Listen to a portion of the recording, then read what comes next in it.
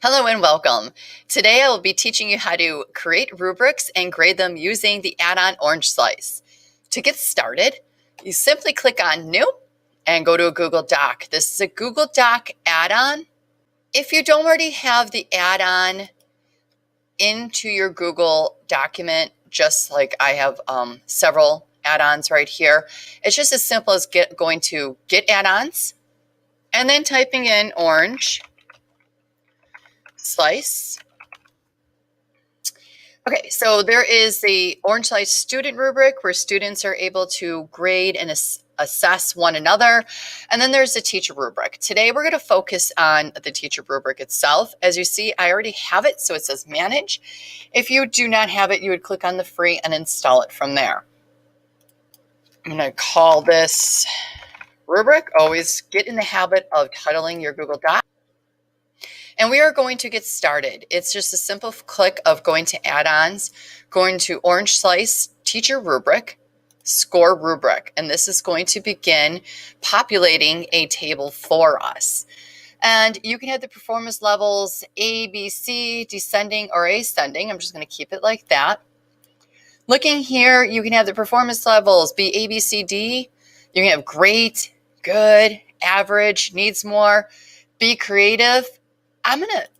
I'll create my own. I know what I want. I want to show you how to do this from scratch. These are all great components that you can add into your rubric, already created for you to use, but I'm going to go in and I'm just going to, I got this one blank for now, and I'm going to click Create Rubric.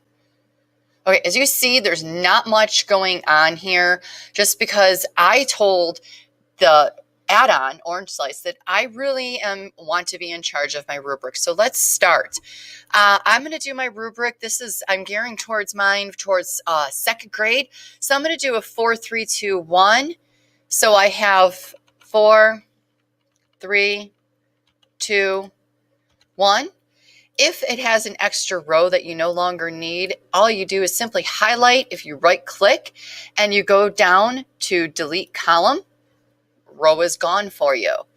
Okay, so we're going to actually clean this up. I like to make my rubrics look fun, and this is a really quick thing that you could do. Not necessary when you need to do the rubrics, but you could go to File, Page Setup, select a page color. I like to choose something calm, soothing, so on and so forth. You can indicate like what is 4. 4 is I got it, you did well, everything is great. 3 is you got it, you understood the basics of the lesson, you're on your way. 2 might be you need additional assistance, you could do it, but you kind of need a little help. And 1 is you need a lot of help. And again, these are all based on the scale of how you want to grade. You could put your categories here. So it's just simply typing in internet safety. I click save those words, and I'm going to continue to work on this just to show you that you can type anything that you want to put into these items. To create another row, you simply right click, insert row below, and you can keep adding all of your rubric categories along with the performance indicators under each scoring box here. Allow me to do some work, and I'll go back and show you how you can customize and grade this rubric as well. Okay, as you see, I went ahead and filled in my entire rubric. You can keep the page vertical or horizontal. Again, easy to do. I myself would like to probably see this as horizontal, and it's just simply going to File, Page Setup, Landscape. 1 inch, to me, margin sometimes is it's rather large. Put the least. Okay, so here we go. We have the rubric. Now it fits comfortably on my one page and a horizontal view. I went in, I filled all the elements, I put the indicators at where I think each category would fall into. So how do we grade this? How do we get this to the students? My suggestion to you is to keep this as your skeletal copy. And so you always have this to fall back on, and to make a copy for each of the students. Very easy to do. It's File, make a copy. And instead of copy of rubric, be very specific with the student you are sharing it with. Okay, so now it indicates it makes a copy and this is ready to grade. How do we grade? Here, thought you never asked. Here's where the fun part comes in. You go back to your add-ons. Go back down to Orange Slice, Score Rubric. Okay. All of the assessments are here. So what is the total points? So what is the total points gained? 1, 2, 3, 4, 5 topics. So your total points gained is 20. You can go in and indicate your performance points, and it's already pre-filled in for me. You could set a passing grade.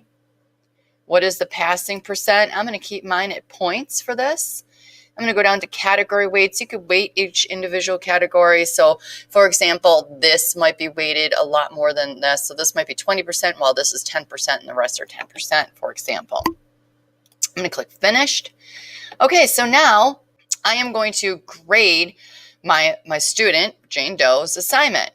So I believe for this, she got a 4. Going down here, she received a 2. Up here, she received a 3. Another 2, and she did really well. She did 3. Another aspect I love is that you can actually provide feedback for each of the categories. And let me just I'll do 2 topics just to show you. Always want to be positive.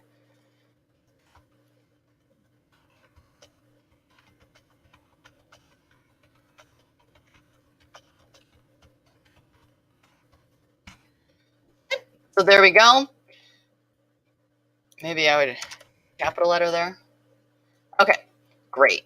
So what you could do now is the grade adjustments. Like, is there extra credit? Is there a late penalty? Did they plagiarize? And you just want to process the grade. It takes a moment. Okay, here you go. Automatically fills out the fields that you simply selected over here.